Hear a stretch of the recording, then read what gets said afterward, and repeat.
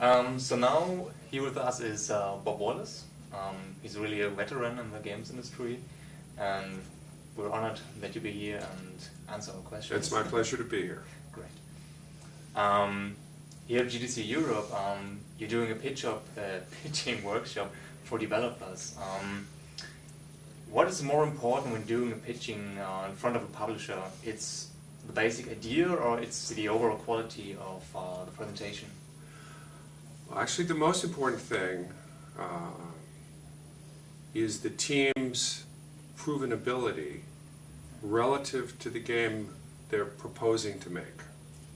Okay, so if they're very experienced at making, for example, real-time strategy games, and they're proposing an action RPG, they can be a great team and not sell the deal. Whereas a lesser team, not so great, who's done a good job making an action RPG, who proposes an action RPG, is going to be taken more seriously. So the publishers are risk averse. They're looking for talent with the proven ability to do the target game with the minimum amount of risk. At the moment, we're in the age of online distribution, social media, mobile games. Why is it still necessary for a developer to search for a publisher? Well, it used to be. I'll give you the contrast. Yeah. Historically, a developer needed a publisher because distribution was primarily retail, and the publisher had the marketing ability to put out advertising and to build the inventory, which is very expensive to build, and to do the distribution and get it out to the retailers. With digital distribution becoming increasingly dominant, and in the case of smartphones exclusively, the retail component is becoming less and less important progressively for certain games. So in that case, where digital distribution is the dominant function, the main benefit of having a publisher is funding. So in that world, in the new world that you suggest, and I agree with you that the world's going this way, the publisher's principal value added is funding, and I think they're going to have to find other value added things to do.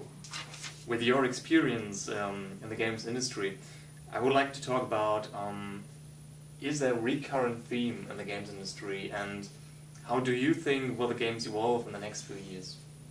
Two questions. Yeah. So, from my standpoint, what I've seen happen historically is who's ever wins a given console cycle or wins a given battle to produce the best game of this genre won't always necessarily be dominant in the next generation or the next cycle of the genre. Just because somebody, a market participant, a publisher, or a given platform seems dominant at the time, that may change. And we're seeing that with these new platforms like free-to-play browser-based games, for example. The traditional publishers don't know how to do those. They've built all of their management infrastructure and their best practices internally about how to go about doing things and their policies around being successful making box games for retail. Consequently, there's opportunities for new companies. And so the new company can grow in this new market, and the major leaders from the prior generation, don't move so quickly, and they can find that now there's a major competitor. Now there's a big entrenched competitor in this new space. And I see that as a recurrent theme in that there's always, because the number of platforms are expanding and the total audience is expanding, there's always room for new major players whenever a new submarket emerges. And that makes the gaming industry really exciting and vital because there's always something new and exciting going on. It's a great industry to be in. If the gods of gaming granted you the wish, to create the game you've always wanted, what kind of game would that be? Well, that's an interesting question because I'm a complete business guy. Okay. So from my standpoint, I'm agnostic about what kind of game it would be. But for the good of the industry, not the game I've always wanted, but what would be best for the industry would be a game that could expand the mass market participation of an audience and get them involved in game playing. The Zynga and Playdom games have, which are casual social networking games, have gone a long way to convert players who probably used to play solitaire for free because it came with Windows, okay, to playing a variety of different genres that are, from a hardcore gamer standpoint, very light games, okay, I mean, even trivial from a hardcore standpoint.